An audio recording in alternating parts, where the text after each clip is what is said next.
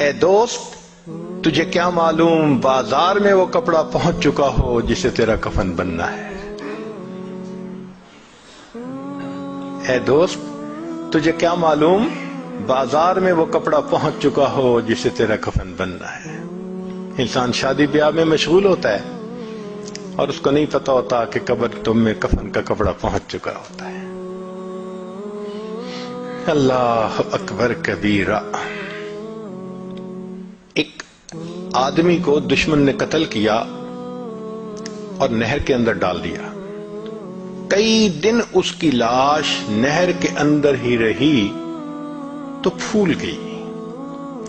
ایسی پھول گئی کہ جب اس کو نکالا گیا تو پتہ نہیں چلتا تھا کہ یہ کون ہے کون نہیں. پہچاننا مشکل تھا.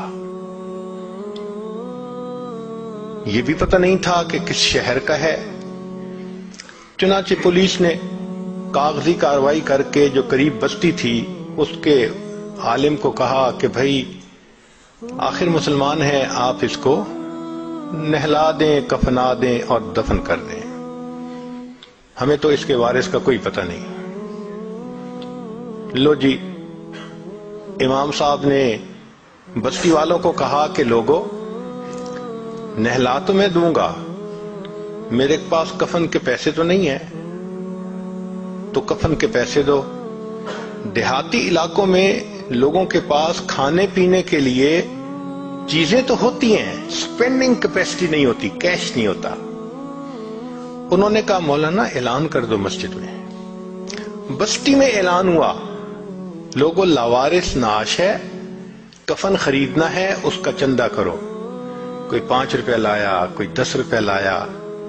آدھا گھنٹہ اعلان ہوتا رہا لاوارث نعش، اور پھر جا کے پیسے پورے ہوئے تو اس کو کفن دے کے اس کا جنازہ پڑھا کے اس کو دفن کر دیا گیا.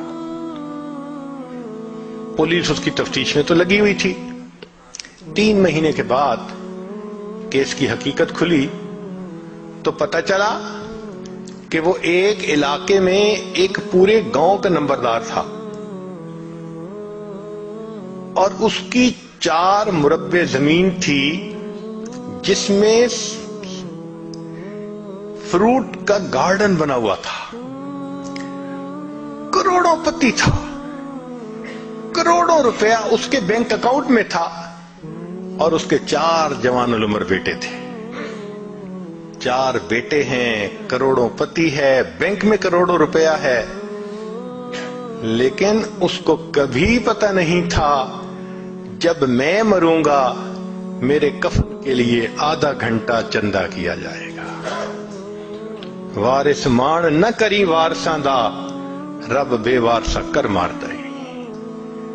فرماتے ہیں کہ اے وارث تو اپنے وارثوں کا مان نہ کرنا، اللہ تعالیٰ کبھی کبھی بندے کو لاوارث کر کے مار دیا کرتے ہیں. کیا پتہ کس حال میں موت آئے. اس لیے نبی اسلام نے فرمایا کن فی الدنیا کأنک غریب او عابر السبیل.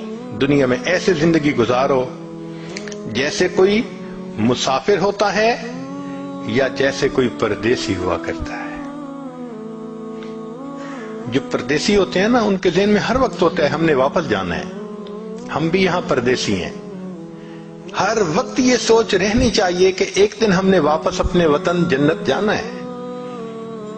مگر غفلت آ جاتی ہے، اور غفلت بھی کیسی کہ بندے کو مرنا یاد ہی نہیں.